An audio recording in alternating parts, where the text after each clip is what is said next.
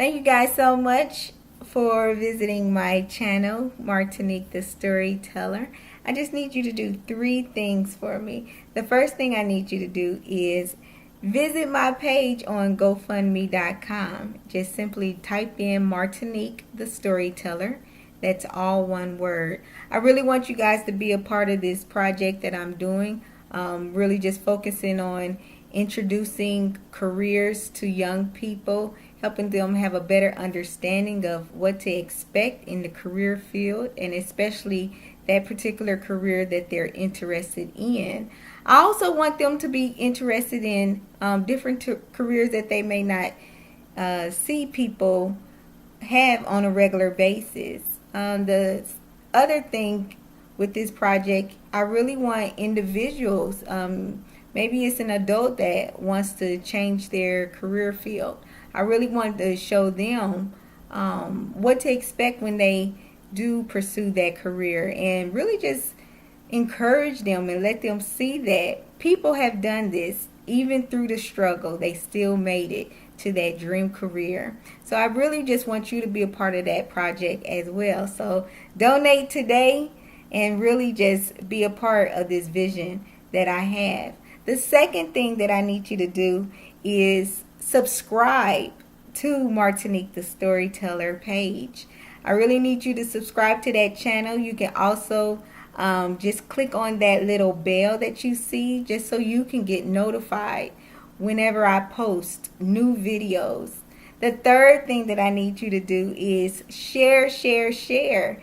Share these videos that you see. Share these videos with individuals that you feel can really benefit from these videos. Share these videos with individuals that you feel just need some encouraging words, any career that they're pursuing themselves. If they're in a tough place, they can watch these videos and be encouraged and see that if this individual can do it, I can do it too. So really just share these videos as well. Thank you again for taking time to watch this little video of why I'm doing what I'm doing and how you can be a part of this project and vision as well. Show. Today I will be talking to Al Cofield, originally from Washington, D.C., but now resides in Glen Burnie, Maryland. I wanted to share his story with you all because when Al was 19 years old, he was sent to prison for 14 years. While in prison, he began to plan how he would own his own trucking company. I want to show how his hard work, mental strength, and commitment to succeed helped him to achieve his goals. This is his story. Thank you for being on the show, Al. So, Al, why are you willing to share such a private time in your life with our viewers? Well, hopefully, my story may can help someone else who may have been through, some of the challenges and difficulties that, I've had to encounter. So I'm always trying to give back if I can. Oh, that's good. So how long I know that you was in prison for 14 years. How did you stay mentally strong during that time? A lot of exercise and reading. I read a lot of books. I did a lot of studying, uh, a lot of schooling because I knew that one day I would be getting out, so I wanted to prepare myself for that day. Yeah. So it was just the you know the overall making sure that I'm prepared for when I was released. Yeah. So how did you stay encouraged during that time though? Family. I would say friends for like the first maybe few years, but it's like they're out of sight, out of mind. So Yeah. it was mainly family. Yeah. Okay. That's really good. So I know that you were saying that, you did schooling while you were there. What type of schooling did you do while you were in prison? I took all type of courses from real estate to business management. I took correspondence courses through Ashworth University. Um, in the federal prison system offers a lot of programs that where uh, they assist you a lot, especially on business, Uh-huh. because uh, most guys, you know, due to the circumstances of being incarcerated, it's it's kind of difficult coming back into society, finding a job. Okay. So it's even though you learn skills also in there to help you for uh, preparing you for the job market as far as electrical trades, which I got electrical trade in as well. And various other trades that help you, but for the most part, they teach a lot of business classes. They help, kind of keep guys, positive, for when, they do come out and encounter, a lot of no's, Yeah. due to, your record. Okay. So with the courses that you took there, when did you realize that you wanted to become a truck driver, or did you specifically say, well, I want to learn how to become an electrician because this is, what I want to do. This is what I know I want to do when I get out of prison. Well, no, I can't say I really had a passion for to become an electrician, Mm-hmm. but I did know that I wanted to do something that would be able to provide me with a nice income the way I would be able to take care of my family. So I was looking at the various trades and would that's something that I can get into and that I could probably thrive at. And I kind of picked up that skill kind of easily. I had a friend who he had been doing it for years. And Uh, so he kind of introduced me to it. And then I just started taking classes uh, in order for me to kind of like to grasp it more. I mean, I was interested in the things that he was telling me that he had done while doing it when he was in society. So, and okay. especially the salary as well. So I was like, well, uh, I think I'm gonna try to become an electrician. But Oh, so this friend was actually in prison with you now? yes, Okay. yes, he was in prison, but he was What he is was an he? electrician before prison, Yeah. but circumstances, Uh-huh. led him to the federal penitentiary to where, we were able to, become real close friends, and he introduced me to, the electrical trade. Okay. So I understand you didn't have a passion for it, but you realized that, becoming an electrician would provide you with that income that you wanted. Did you start to think that, okay, this is what I want to do for the rest of my life while you was there? Uh, no, I wouldn't say I looked at it as the end all. I Uh-huh. was more so, I just I just wanted to find something, as I stated earlier, that I know that I could do that will provide me the type of income to where I could provide for my family. Right. A lot of times, guys who are incarcerated, as far as the things that they were doing on the street, afforded them to live a certain lifestyle. Right. And I'm not, you know, no different than those guys. I was used to living a certain way, so I still wanted to, be able to make a decent income the way I could still, still enjoy some of the finer things without, uh, I mean, due to even me having a record. Right. Okay. Okay. So you feel like it would have been hard for you to transition to like a regular $20,000 job after I you no, I would have sold oranges on the freeway. uh-huh. That's yeah, I would have done whatever. And actually, I did. I didn't sell oranges on the freeway, but Uh-huh.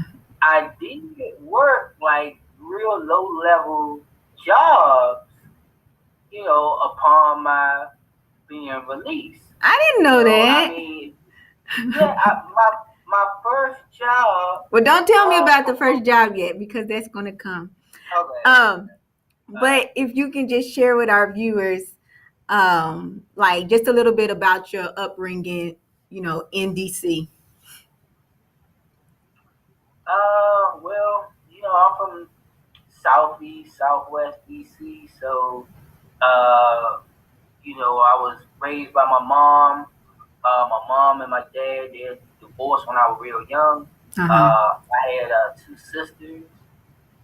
My mom worked two jobs to, support us. Right. But like most of us, like most young guys, growing up where I grew up at, we didn't come up in the house with a father. Okay. So it was like, you know, the guys that we, looked up to were the guys that we seen, excuse me, in the neighborhood. So it was like, you know, we didn't have that guidance. So we were looking for, we were trying to figure out, how to be men, but Yeah. we just was following the example that was around us. Because, like I said, a lot of us didn't have fathers. Right. So the guys that we saw were the guys that were, in the streets. Yeah.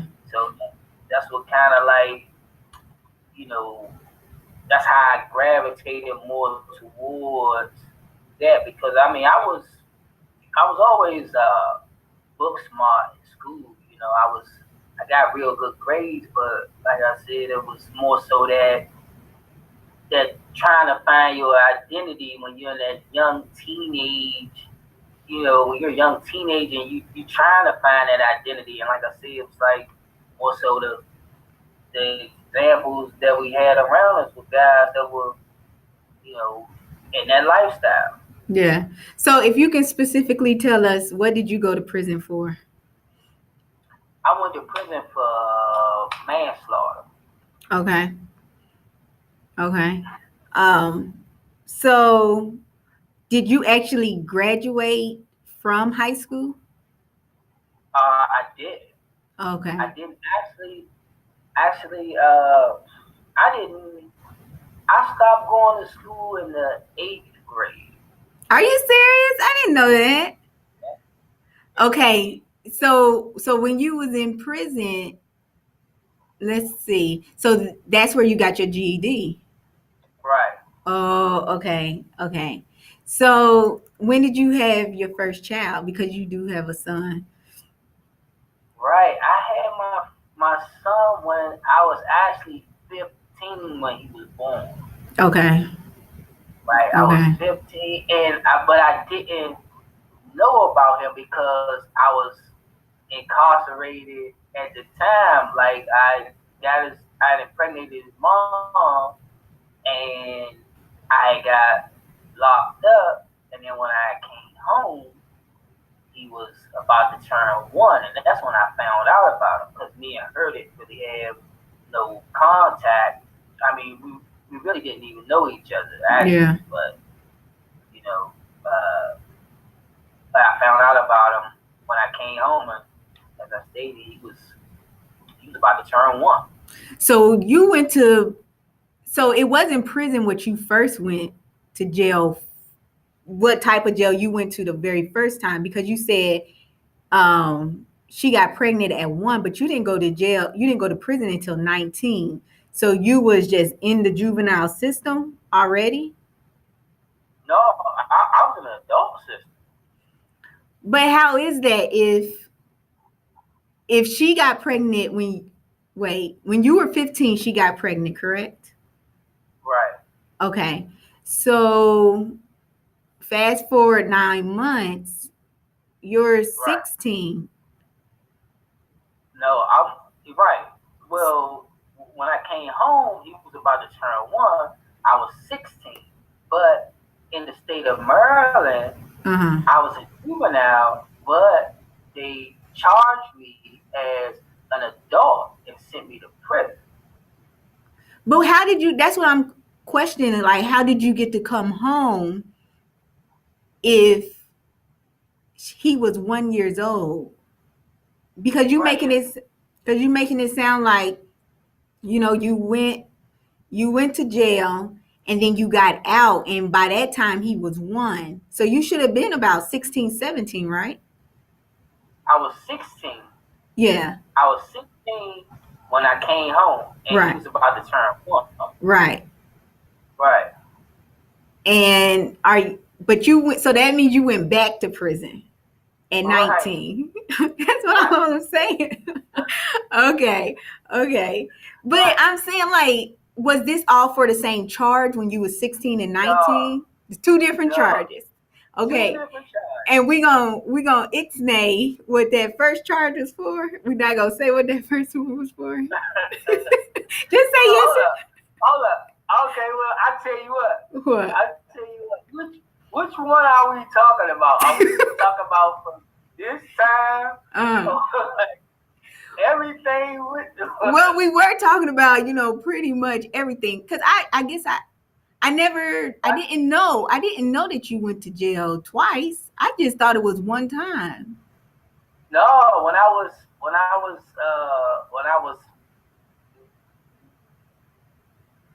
Hold on, you froze. when I was 15, I got locked up, and Maryland charged me as an adult, and I did like a year or so, and then I got released.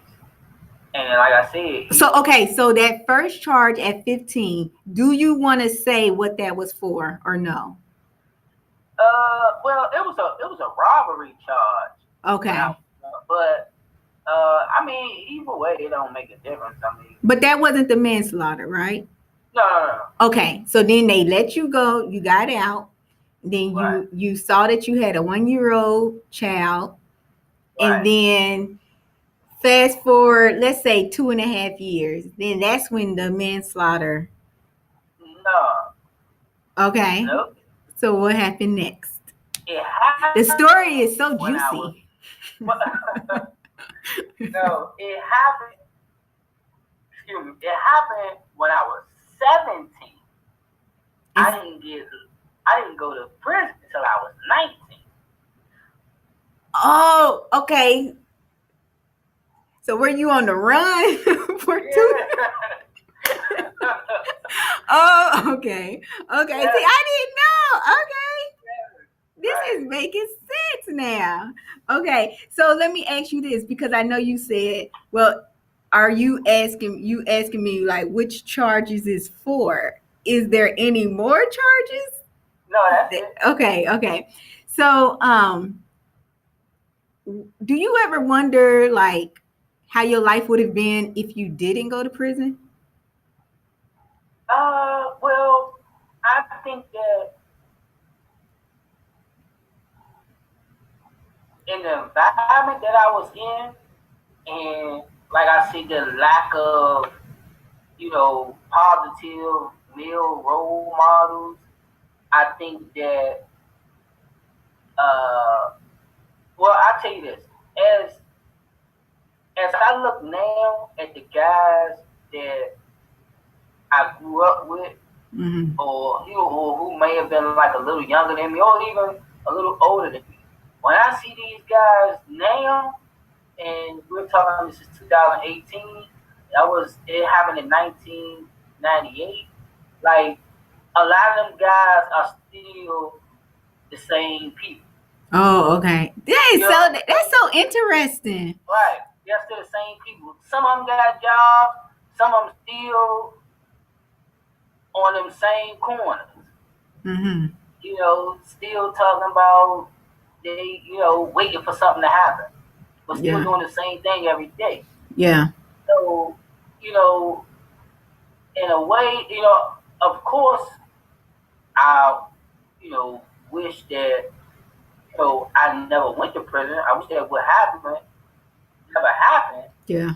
But in a way, prison helped me to mature into the person that I am today because I think if I never had that time to really sit down and study and to really find myself, I would probably be out there with them guys or worse. Yeah. And so, I mean, it was like a curse and a blessing. Uh-huh. You And know, I think that that's good that you mentioned your friends because I feel like, birds of a feather flock together, right, and so that's good that you're able to see. And it's not a definite of, how your life would have been if you right, would not have gone. But I mean, I just think that that's imperative to, you being able to recognize like, man, this could have still been me, right. if this would have not happened. So when did you actually like decide, okay, let me set out a plan to become a truck driver? Like, was that because I know you planned it out, but like, is that what happened? Like, you just thought about it, like, I want to be a truck driver. I want to be an owner. No, actually, it was a guy that I had met from California, and we were attending a business class together, and he was telling me about how he was uh, in the trucking business before he was incarcerated. Okay. So as he was telling me more and more about the business, and you know, I began to get more and more interested because I mean I always liked to drive. Uh, my dad he drove, Oh, and okay. right, so it was like okay, well I started to look at like the financial side of it. So I started doing more and more research on it, Mm-hmm. and I saw that this is for one, it's like it's an industry that doesn't really hold your past against you. Okay. Like get a job with being a record, with having a record. Uh-huh. So it was like okay, well let me put together a plan of where. Uh, Even though I knew that I can get a job and work for a company, Mm-hmm. but and I knew then that I didn't want to work for someone else for the rest of my life. So it was like, okay, well, you know, figure out, get yourself in the door, and you know, eventually, I wanted to become, you know, an owner, like to own my own trucking company. So and I just put a business plan together. And I would say I started. That was maybe 8 years into my sentence. Oh, okay. Okay. So, do you feel like each day that passed, you became like more and more anxious to make this business plan a reality? Because I feel like that goal of yours is what could start bringing you hope. To not be discouraged, to just be on your best behavior, so they won't try to give you a longer sentence and stuff like that. Like, do you feel like that? Uh, and amongst other things, I say it was more so I wanted to. I missed my family, so it was more so I was trying to stay positive and hopeful, and I was anxious to come back home, to be with them. Yeah. And my goals, I knew that, I would I would accomplish them at home because I'm just the type of person that when I set my mind to do something, I do it. So Yeah. that part I wasn't really too. I wasn't, I didn't think that uh, that was going to be an issue, which is putting together something that was feasible. But my main uh, motivation or my drive was, you know, coming home to my son, my family. Okay. Okay. Um, so we fast forwarding 14 years later, so you get out of prison and tell me about that first, like those first couple of jobs that you had. I know that you was about to tell us about it earlier. Okay, well, when I first came home, I applied to all these electrical positions, and in my mind, I just knew that I had everything because when I was filling out the application, I was like, okay, well, I have this certification, Uh-huh. I'm perfect. Yeah. And it was just like no one was calling me back, and I'm like, hold up. Uh-huh.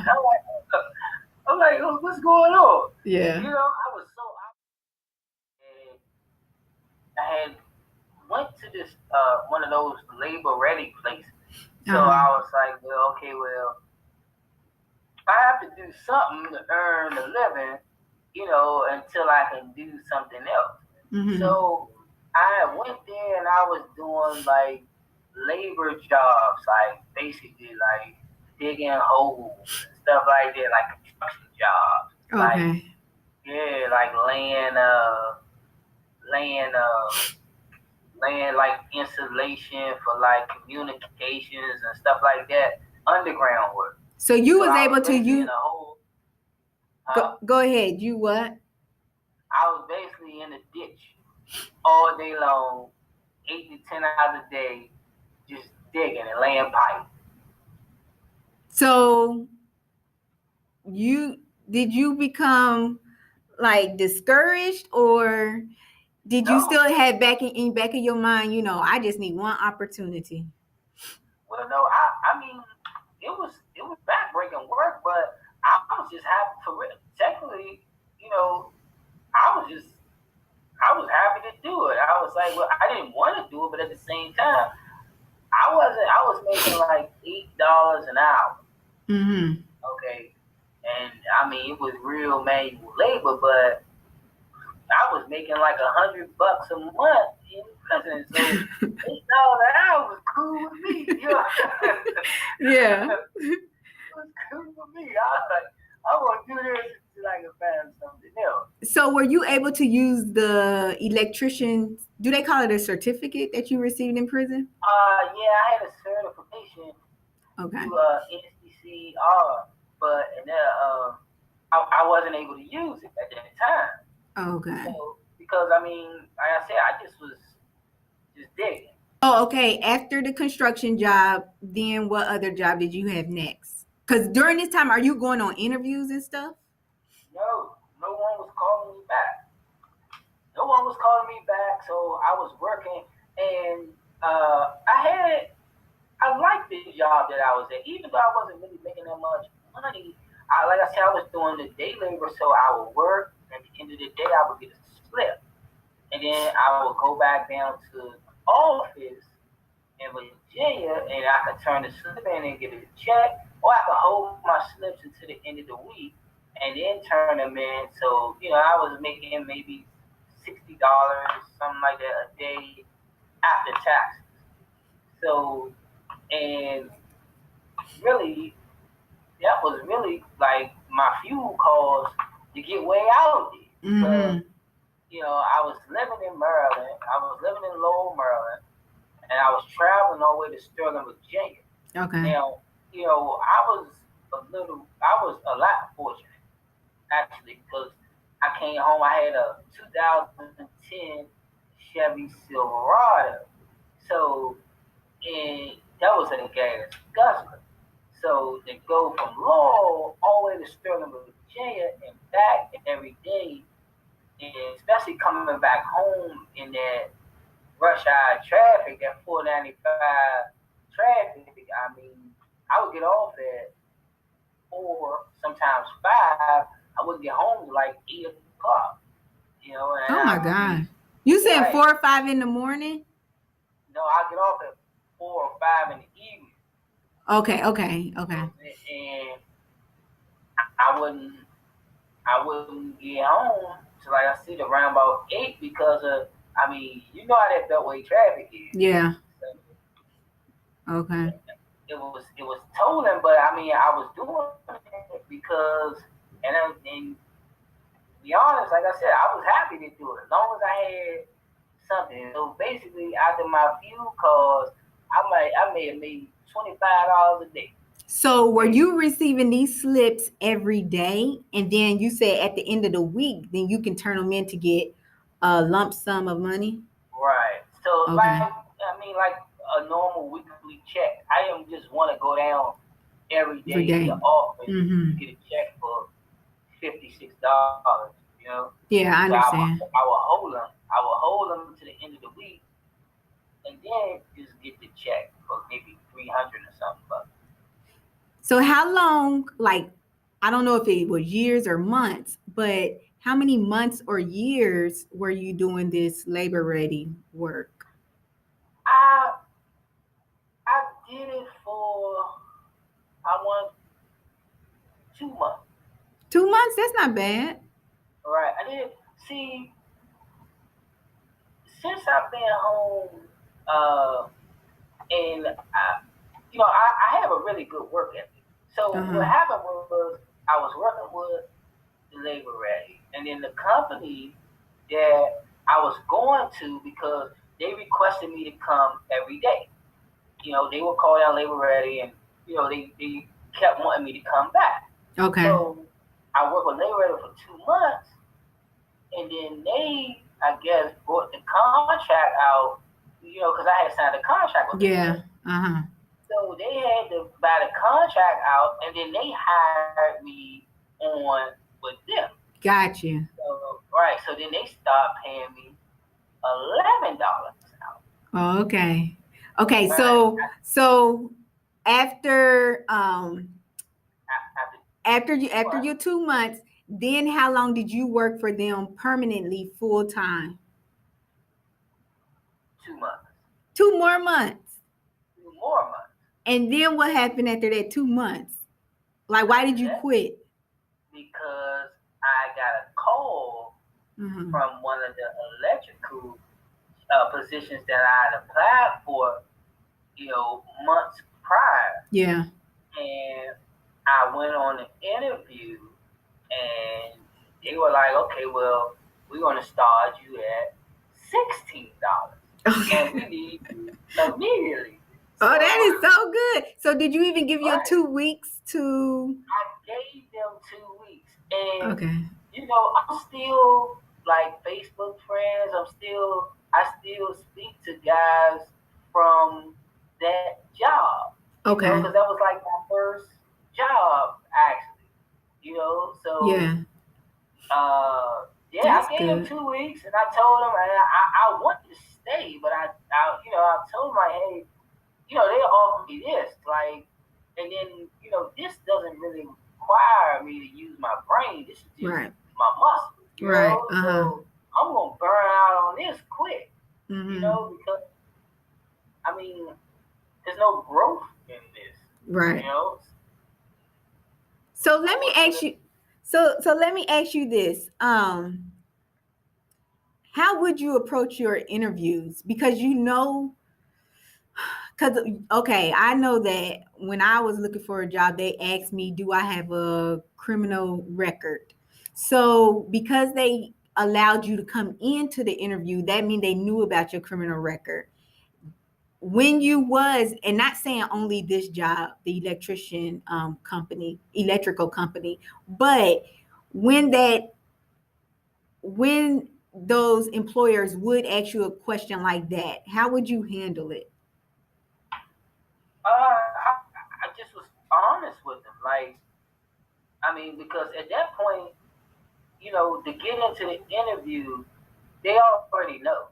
They just want to know what you're gonna say.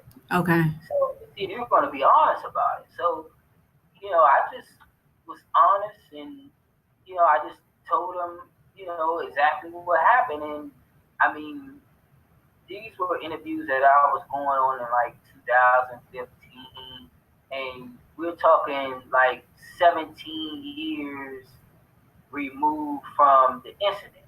So it's Uh-huh. not like, I'm not the 17-year-old kid I was, what, 34 years old. I'm a grown Okay. man now. Uh-huh. Like, I would explain it to them, and I explain it in a way that I feel like, uh, I would hope that they could understand, like anyone else. Like, I mean, I'm pretty sure they did things at 15 and 16 that they wasn't doing now at 40 years old. Maybe not to that extent, Right. but you can understand your immaturity at that age. You know Mm-hmm. what I'm saying? As opposed to someone, a mature adult. Yeah. Like if you're making them decisions that, what I'm saying, your 20s and your 30s, that can kind of be alarming. But your teenage years are like your impressionable years, Right. and most people can understand that. Some can't, and I mean, those are just the opportunities that you miss out on. But there's always somebody to give you a chance if Mm-hmm. you succeed and you're you're honest about you know what happened, and letting them know that, hey, that was the past, and what you bring to the table now, and your plans now moving Right. forward. So, okay. So let's do a little role playing because another reason why I like to do these interviews is because I want somebody that may be in this situation now. I want them to be able to learn from you, like what they should possibly say. So I'm going to let you think. So my question to you is going to be, you know, Al, with your prior record, why should we give you an opportunity to work for us? So I'm gonna let you think for 10 seconds and then you I'll respond. put you on the spot, I'm huh? gonna put you on the spot Put because me I on the know that you're spot. smart. I know you can do it. Okay. So so you think about your answer for a little bit. Okay. It's probably been like 3 seconds, but are you ready?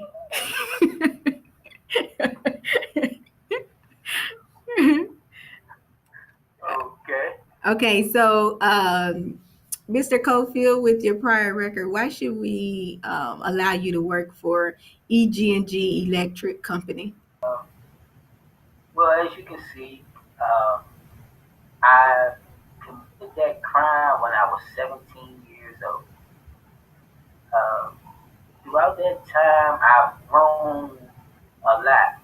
I have also acquired uh, a lot of skills that you see that will make me a perfect for you. And that there are probably 10 other people who are applying for this position who don't have criminal records.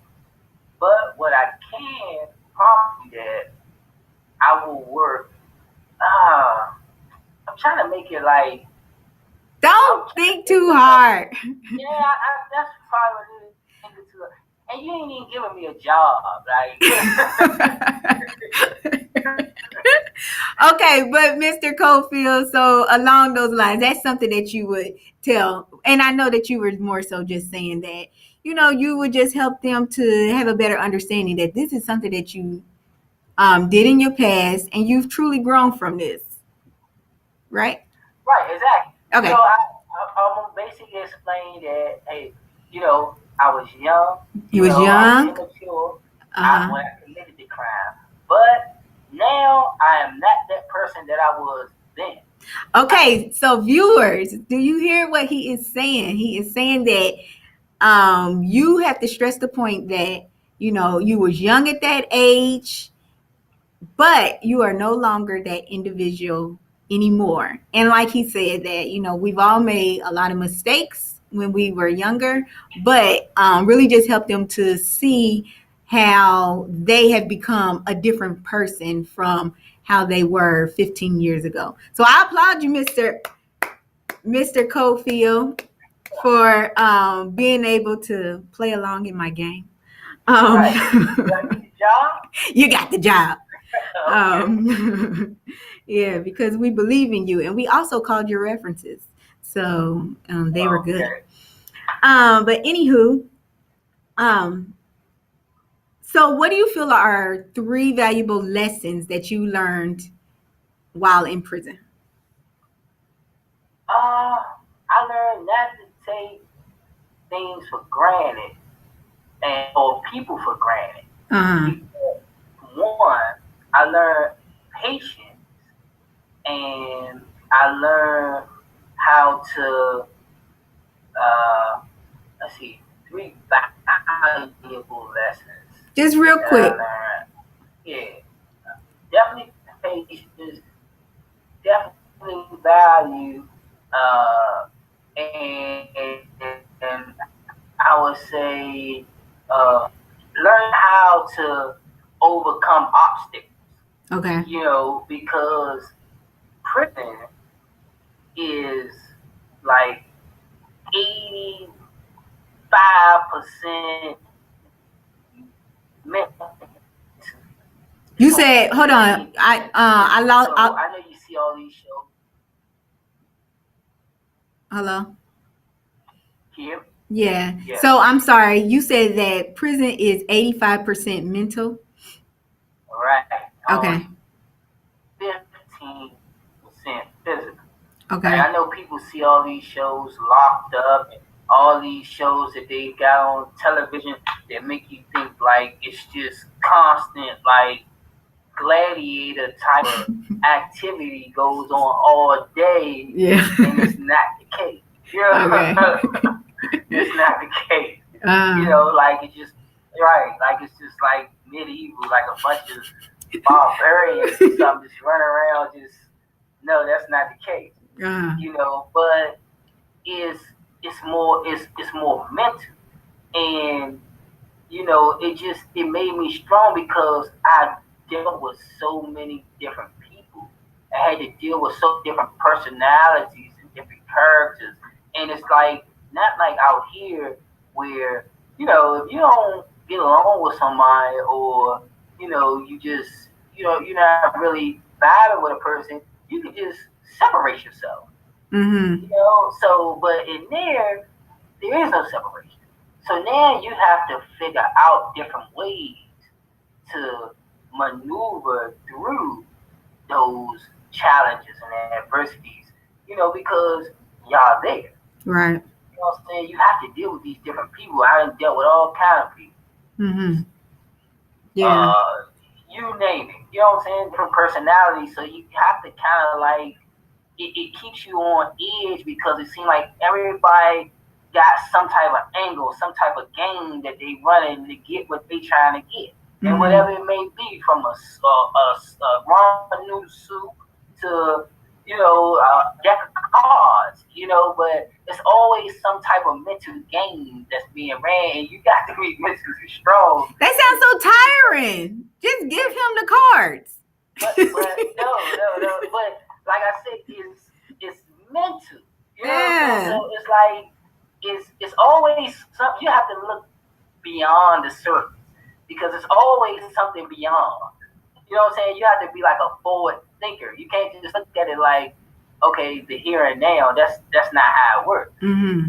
You have to think in the reasoning for everything because Yeah. there's always some type of reason or some type of angle that someone is, what I'm saying, is always some type of underlying angle or some type of con that they running. You just gotta be, like I say, it's more mental than physical.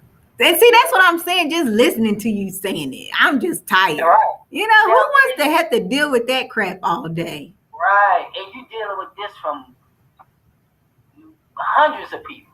You I know, things you can't. deal with on a day-to-day basis. Yeah. Hmm. Well, so let's go to, so you was working the electrician job because that job, that company, they gave you the job, correct? Right? And then how long were you working with them until you went to the CDL school?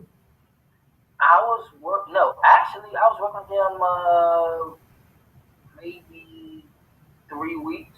And then that's when you started CDL school. Yeah, but I didn't quit this job. Though.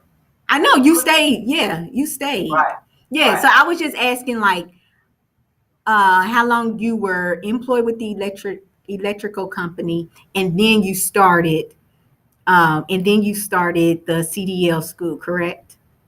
Right. It was about around 3 weeks. I had signed up for it before I got the position. I was just waiting Mm-hmm. for it to start. So I was Okay. working there around 3 weeks, and then I started to do school on the weekend. Okay, so tell me what was your schedule at the electrical company? Well, at first I was working day shift. The half of the day shift, I was working from 7:30 to 4. Okay, that was your Monday through Friday? Right, Monday through Friday, and then after maybe I want to say 2 months, Mm-hmm. yeah, a little, maybe a little less than 2 months. The night manager had offered me a position on the night shift that paid more money. So I went over to the night shift and started working. And it was a different set. Actually, it was a great schedule I had because I was working like 4 10 hours. Yeah, I work like 4 days and I'll be off like 3 days. What was the time for the night shift though? It was from 9 p.m. to 7 a.m. And what days was that? That was it varied. Like some days I would work uh Sunday, Monday, Tuesday, Wednesday, and then I will be off Thursday, Friday, Saturday, and then on it was like every other week, and then I will work like it was like every other week I would have to work the my 4 day shift through the weekend. So it was like this week I might work Sunday, Monday, Tuesday, Wednesday, be all Thursday, Friday, Saturday, and then the next week I will probably work. I would have to. I would have to do. How did that go? I would have to do like. I would have to work 5 days Mm-hmm. that week. I had to work 5 days that week, and then I mean, I know it was like a weird schedule, but I Uh-huh. had like a lot of days off. It was like sometimes I had like 4 days off, but I'll have all my hours in them. Yeah. Yeah, I'll have all my hours in, but it was a good. It was. I mean, I liked it, but the only thing I didn't like was the rats. The The what? rats and the The rats. rats? The rats in the Baltimore alleys, like the rats, like That's hmm, nasty. right. That's the only thing. Late at night, I'm in the alley trying to go up on the pole to restore the light in the neighborhood. It's man, that's the But we only thing. still love you, Baltimore. I just want you to Yes, know yes, that. yes. Love them, but It's not your man, fault. Um, but although your work schedule will fluctuate weekly, your school schedule was what? What days were you going to school? I was going to school on Saturday and Sunday, Okay, eight, 8 to 4. 8 to 4, Saturday and Sunday. And some days you would actually have to get off work and then go straight to school, right? Yep. So now, how much did school cost? I paid what 5, a little over 5,000. So you were just saving up from the electric company? No, I got a grant. I mean, I got a loan. I got a loan. Oh. I got a federal student loan. Oh, did you? I didn't know Yeah. that. Are you still paying on that loan like I'm still paying on my No. loans? Oh, my No, I bad. think Thanks, yours Sally might be Mae. a little more than mine. Yeah, I think so. Yeah. But anywho, okay. How long did school last with you doing? Because you was considered a part-time student. Right. How long did school last? 5 months. Oh, that's not bad. Yeah. Well, it is compared to you can go to some studio training schools that you can do it in 3 weeks. Oh, okay. Now then, when you say it like that, yeah. Um, okay. Okay, that's really good. So I know that you already told us, why you decided to become a truck driver and things like that. So let's just go over your journey of owning your own company. So what did you get a job quickly after you Oh got yeah. your CDL Yep. license? As soon as I got my license, I it took me maybe 2 weeks. That is so good. Yep. Okay, so you started working for a company, and just to let you all know, he drives nationwide. What do y'all call it? Road to road? What y'all call it? Over the road. Over the I knew it was something. Okay, so he drives over the road, which means that he drives nationwide. Um, and you decided to drive nationwide rather than local because what? Well, one, I was I was incarcerated for 14 years, so it was a lot that I have yet to experience. Like, Okay. and traveling is one of them. So it was like I wanted to see the country, Mm-hmm. and I would honestly recommend this for anyone who has done, a long prison sentence. Like it's really like uh, it's a relief. Actually, it's a relief that, and it's some. It was more therapeutic to me than anything to be able to, actually see and visit and experience like every city. Okay. You know, that's something that I thought about. While I was. I wonder how it is in L.A. or Houston or Seattle. And to be able to actually go and experience it was it was great. No, Yeah. that's so good. I didn't know that was the reason why. I always thought it was for money, more money. Well, yeah, too. I don't forget, don't leave that. I want to leave that out too. That's More point money. number two, huh? Yeah, that's point Okay. number two. So what do you feel is okay? So you actually got a job working for a trucking company. How much money did you make working for that trucking company? The first year, I think I didn't make that much working for them. That first year, because it was more like getting down, because I was doing flatbed. Well, I still do flatbed. But I do flatbed, and What does flatbed mean? We don't know all that. flatbed is more like machinery, building products, things of that nature. So, What you saying? You put the product on your truck? Is that what you saying? right. Well, Okay. I don't put it on. The shipper puts it on. I just secure it Okay. and you know take it the way it needs to go. But uh, I think that first year I may have made like 36,000, 37,000, something like that, something Okay. along the line. Okay. So why did it increase like because did you go into a second year with the company? No, no, I went straight to contract. I went to the lease purchase actually, and A lot of guys was like, man, I wouldn't do the lease purchase. You know, it's like, man, I think it's basically like the company really benefits, and they truly do. They really benefit off of you from the lease purchase, but I needed to know how I needed to know that side of the business before I went out on my own.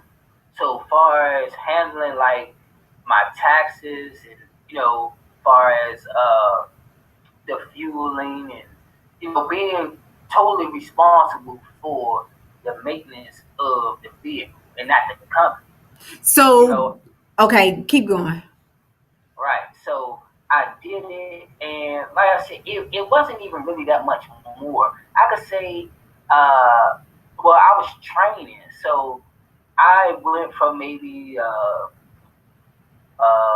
that the second year I went from to maybe I was doing maybe like anywhere between 14, anywhere between 14 to I want to say 1900 a week. Okay, let me take out my little calculator. So, at the least, are you saying because you was a trainer and a contract, what you call it? A contract what?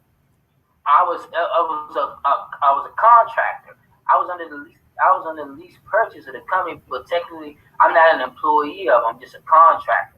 Okay, and so let's multiply 1,400 times 52. Okay, are you honestly saying that you was making over $72,000 that second year? Right. That's crazy. I think I'm in the. I always tell you this, but I'm in the wrong profession. you know, Well, actually, it was and that's the low end. right. It was more than that. I think I made 97,000. I made 97,000, uh, and that was from I worked I was a company trainer up until I want to say July. Okay. So in July, from January to July, I made like 30, like $38,000 on my W-2, and then from July to December, I grossed $97,000. Okay. Still taking to you still have to uh, look at the whole because the trucking business has a lot of overhead. The truck note, you have your truck note, you have with that company, you have equipment fees, and that stuff add up to around $1,000. And Okay. then your training fees because I was training guys as well. So that average out to about $1,000. So you break that down to 2,600. Okay. Then you have to factor in how much fuel did you use. Oh, you pay for your own fuel? Yes, maybe your own fuel also. So Okay. you have to factor that in as well. So Gotcha. once you factor in your fuel too, let's just say on average, it just depends. The fuel prices are up, Yeah, yeah, prices yeah. are down. So let's just say on average, we can average it out to maybe, let's say, uh, We let's say $600 per 1,000 miles. okay. Hold on for 1 minute. Cause you were saying that you was driving. Let me see something. So you were driving 3,500, and you said about um. About 600, but you also have, well, let's say about 500 per 1,000 miles because uh, you also have like fuel discounts. Oh, So okay, okay. you'll get like a certain amount of cents off per gallon Uh at the huh. pump, and then you'll have to add in your uh, you get a fuel surcharge. So the fuel surcharge was around 20 cents per mile that was given back to you. With income like that, why you didn't want to just stay? Like, why would you even want to become your own business owner with money like that? Because I was just like I mean that's good money, and a lot of people do stay with that. That's good money, but I still had a boss. I still had to deal with you know uh, low play or dispatcher's attitude. So it's like, okay, this week he feel good, so he give me miles. So I might Oh, make you know uh, $1,900, $2,000. Next week he don't like me, so I made $1,300. and we talking about per week. Right per week. Okay. So you always kept your goal like in the forefront. Like, I'm only doing this for so long and I'm just saving up, right? Right. It was just learning. I just need to learn that part of the business. So what do you feel are the top two pros of being a truck driver? Not having a boss over your shoulder, because I No, no, know, no, not being a business owner, but just a truck driver in general. In general. no, still, because Oh, you know, you saying, you're a okay, I see truck what you're driver, you're saying. on the road. Got So you. it's not like you're in the office and someone constantly leaning over your shoulder looking at the monitor to Uh-huh. check work or, surveying the floor trying to see, who's doing what. Yeah. So you really like, it's like you're your own boss, but you're not. Because, Okay. like I say, your job is just to pick that load up on time and drop it off on time. That's your job. So, long as you're doing that, you don't really have to worry. But as I stated, it's like when you're a company driver, it's more, it's your relationship with your dispatcher.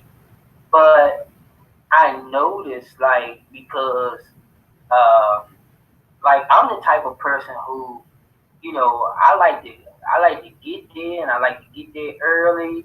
I like to get it off and I like to get my next load and be gone.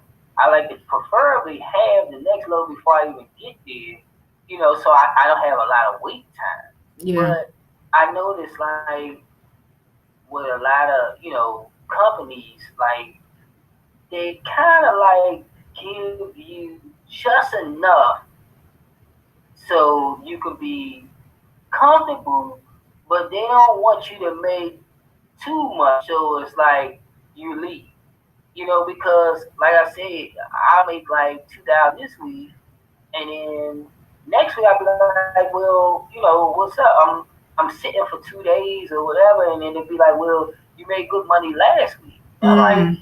I'm away from home. Yeah. Last week is over with. I Right. earned that money. Like Mm-hmm. I need to earn that same money this week. Yeah. But they'll be, just I don't like you averaging, what I'm saying, my pay. Because I look at it is if I make 2,000 this week and I made 1,300 next week, you know what I'm saying? I mean, I don't want you to go off of what I made last week. It's Mm-hmm. this week. So you Yeah. figure that's what 3,300. Basically, it's like I made 1,650 a week. Mm-hmm. So, and I know the average person will be like, "What? That's you complaining about Yeah. about 1,650 a week?" But it's it takes a toll on you though, because it's like you're never really home.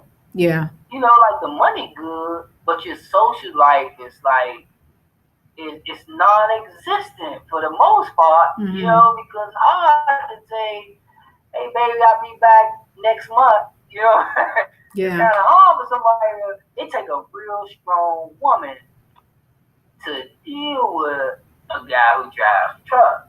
Yeah. Because constantly gone. I mean, especially as a company driver, you have to be out there to make that kind of money. So, Right. and then at that point, you start to feel like, well, I'm just basically like a check. You know what I'm saying? And you start to feel like that too. I guess with any woman that's, so it's hard. It's Yeah. hard. Yeah. And I remember you were telling me about how one guy that you had talked to, I guess he was an experienced driver or something, and you told me that like he would go home sometimes and his wife and his kids already had this routine, and so it wasn't like they just dropped everything when he came home. They still had their regular routine that Right, they was going through. right, um exactly. yeah. But I've heard so many stories from truck drivers. I've had guys tell me so many stories. I had one good friend of mine. He told me how he came home and basically all this stuff was on the porch. The wife and boyfriend and everything. He had paid for the home and everything.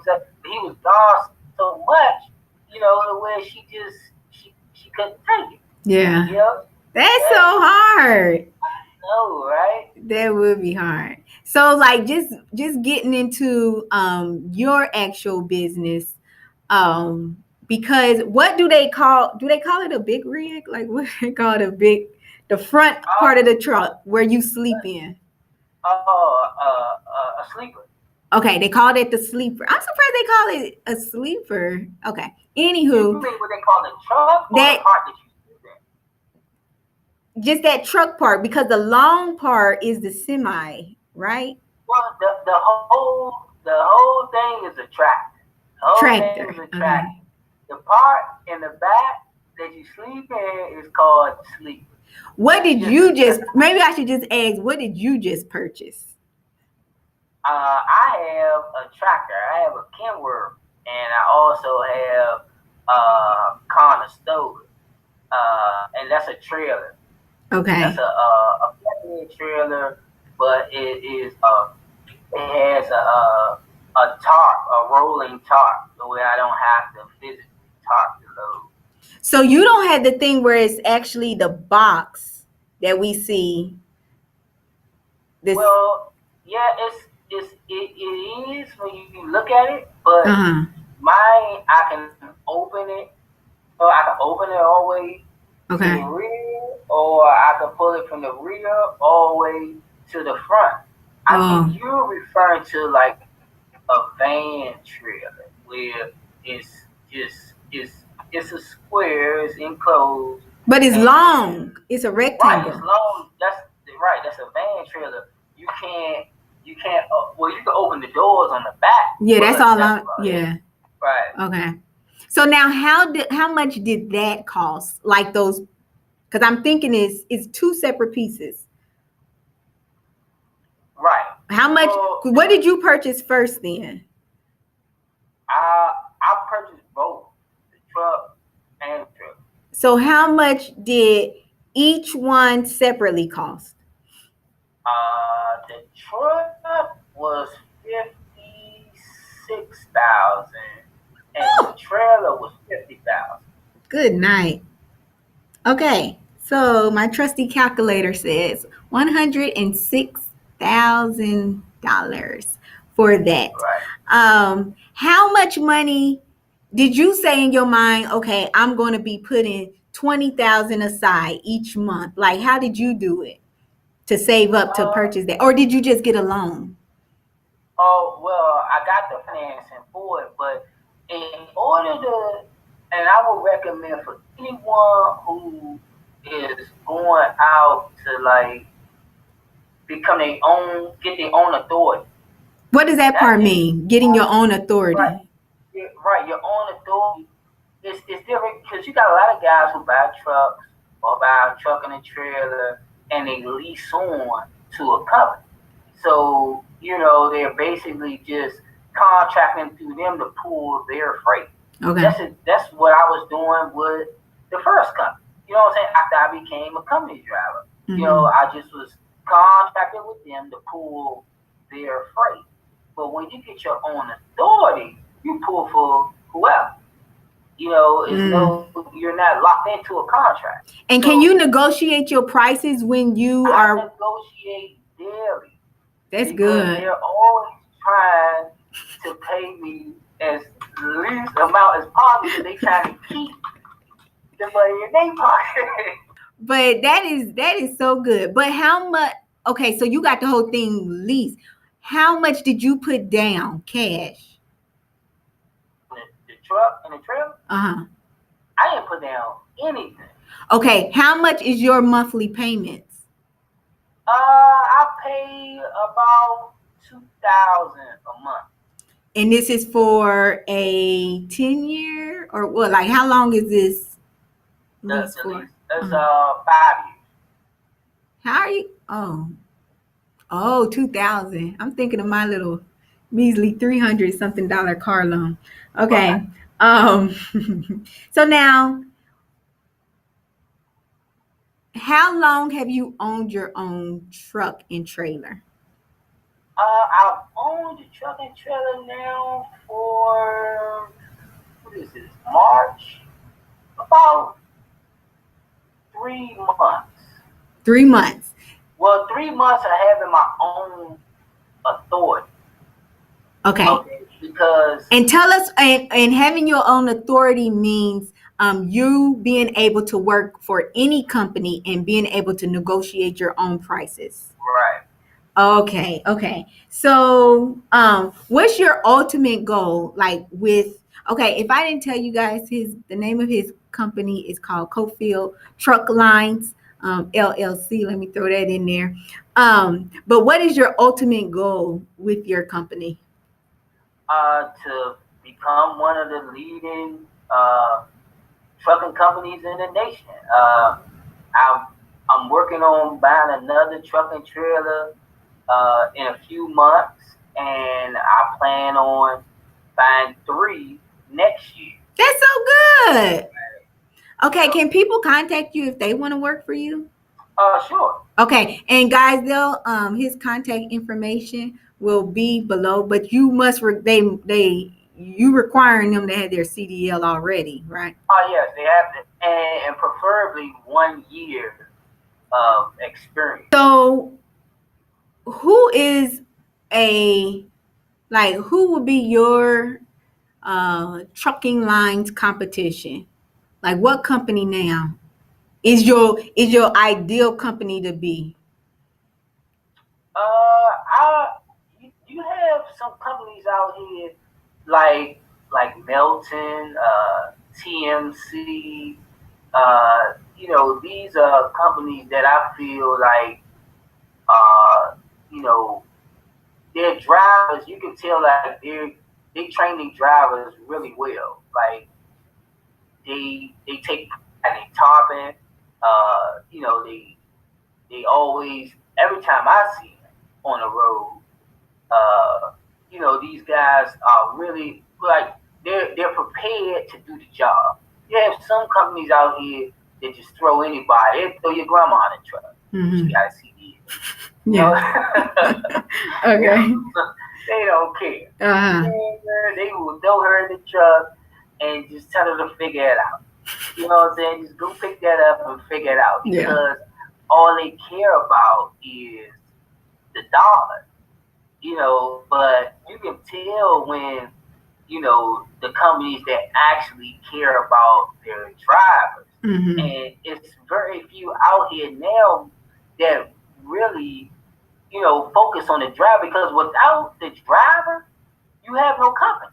Right. You can have trucks, but if you don't have good drivers behind the wheel of them, the trucks are doing you no good.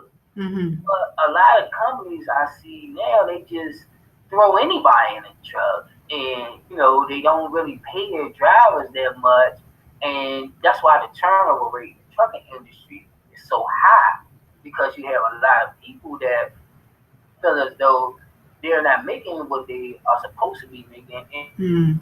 they're not even really there away from home, away from their Yeah. family. So it's Yeah. like they don't value the driver, and I think that's where the companies that the two companies that I just spoke of, I feel like they really care about their drivers. Like they really, from what I've seen, I've never worked for those companies, Yeah. but from what I've seen, from what I see on the road and what I hear from those drivers, like I've never heard one of those drivers have anything bad to say about the company. Mm-hmm. Never. Now, every other company, I heard every story there is about. Them two companies, I've never heard anyone say anything negative about. Yeah. So let me ask you this. Just knowing what you know now, what would you tell your 16-year-old self? Well, I would, for one, I would tell myself that, as you stated earlier, you know, uh, your associations are everything. So I believe that, if I could go back and change anything, I would change my surroundings or my circle.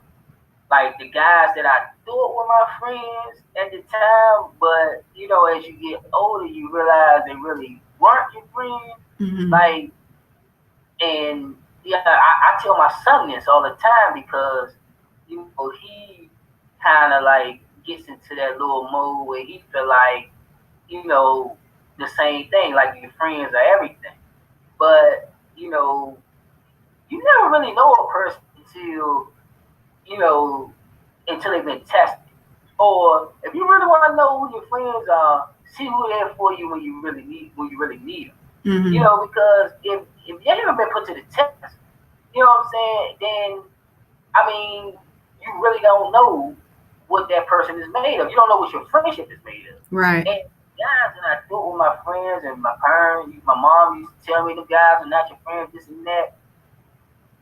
As things started to unfold in life, I saw that, those guys just, they all just turned on me. They all turned on me, and you couldn't have paid me. Mm-hmm. You couldn't have paid me no amount of money to think that that was gonna happen before it happened. Yeah. And so that's like the most valuable lesson that I learned. Like, I mean, people try to, people will come into your life, or you will allow people into your life that just don't really have your best interest in mind, and you really have to know, who is really there for you, or who is there to benefit from Yeah. you. And the benefit doesn't just have to be monetary. It's just whatever benefits them. Right. And Mm-hmm. so that's one thing that I wish that I could go back and drill, and, and that 17-year-old at Yeah. the time, right? But you know what? The reason why I asked that question is because, although we can't go back to our, we can't go back in the past, but, just from you sharing your story, is really just going to help somebody out there. So I just really just want to thank you, Al, just for your honesty and your openness about everything that you went through, everything, how your company has been growing, and I just think that it was just such a blessing, to just get to know you as an individual, as a businessman as well. So thank you so much, Al, again for taking time to talk to me today. If you're interested in Cofield Trucking Lines, his service information will be below. So thank you again, Al, for everything. Okay, thank